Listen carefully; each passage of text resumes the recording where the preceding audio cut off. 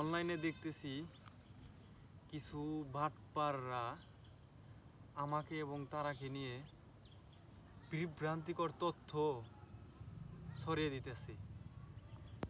আমি বাসা থেকে বেরোইলেই আমার বন্ধুবান্ধব বা পরিচিত অনেকেই অনেক কথা বলতেছে যে এই পিককার, এই ভিডিও কি তোরা করছস বা হ্যান না তেন না, এরকম মানে অসামাজিক কিছু ভিডিও বা কিছু তথ্য এই অনলাইনে অপপ্রচার করতেছে।